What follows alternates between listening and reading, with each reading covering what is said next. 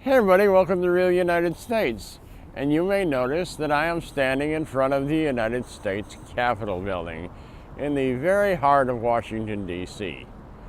The home of our bicameral Congress, the very symbol of America and American liberty and independence. Beautiful building, beautiful symbol. And as we swing around here,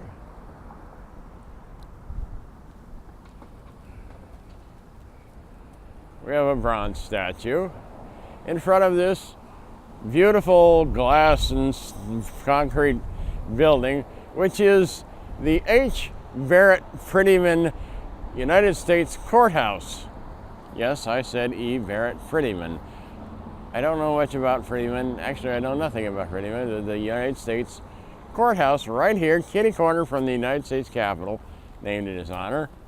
The United States jurisprudence, very heart of laws here in the United States. And then we again have this statue here. Let's get a little closer to it. This gigantic bronze statue on this big chunk of granite has one word on it: Blackstone. Like what?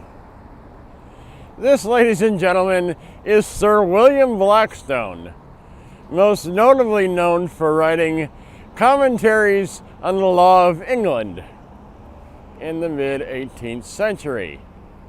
He was a British jurist. In fact, he was a graduate of the Pembroke School at Oxford. He was a legal scholar of great importance in England in the 18th century. You see where I'm going with this? A brilliant scholar, jurist.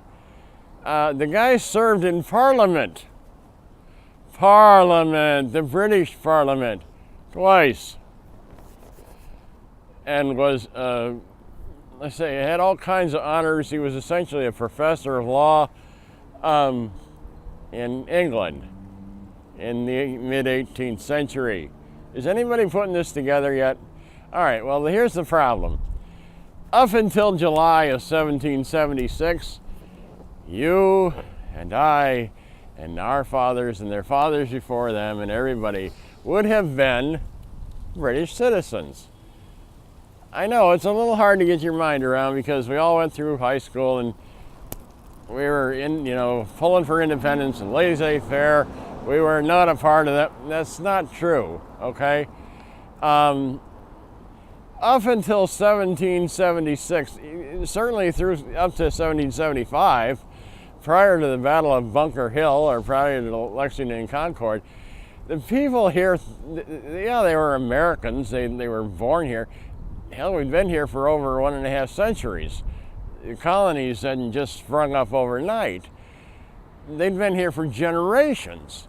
So they thought of themselves as American colonists, but they were British citizens. We were all British citizens. Nobody thought of themselves as being separate and independent from the crown.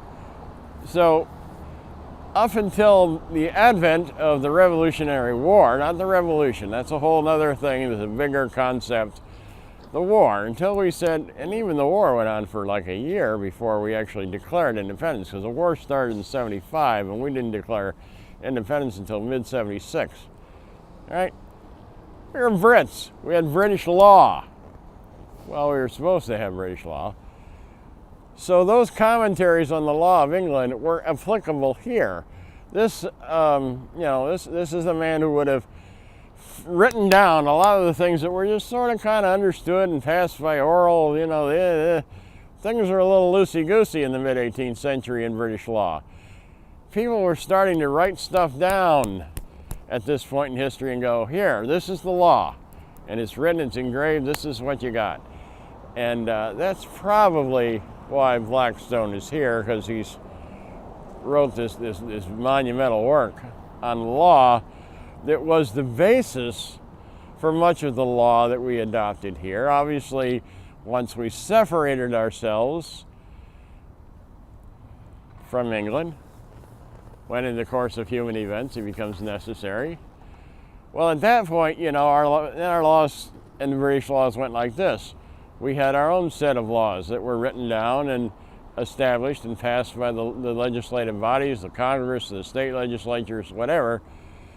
But up to that point, the laws that we used here in America for like a century and a half plus were British laws. So that may explain why Sir William Blackstone, in all his robed glory, is here in front of a federal courthouse not more than 200 yards from the United States Capitol building. Now, I am not a historian, so Professor Freeman, if you're watching this, I apologize for taking this big leap on why I believe this is here, but I'd certainly love to hear anybody's opinion why they think that a British jurist is here in bronze and granite in front of the federal courthouse in Washington, D.C. I think that would be very interesting. Only two members of Parliament so far that I've discovered in my research and travels, and I actually didn't research this, I stumbled on this. William Burke, who was a very prominent figure. I did an episode about him earlier this year. You might want to check that out.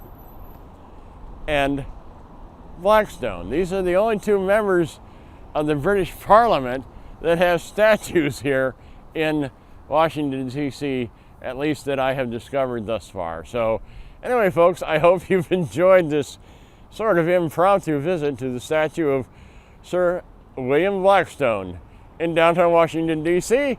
If you got questions or comments, hell, I'll try and answer them the best I can. Leave in the comment section down below. Just stop in and say hi. I'm always glad to hear from you. I try to get back to everybody I can. If you're new here, well, welcome to a surprise episode, and thanks for joining us. Hopefully you'll pick subscribe and come along for the adventure, because, hey, we got lots more to show you. And as always, folks, well, thank you for watching.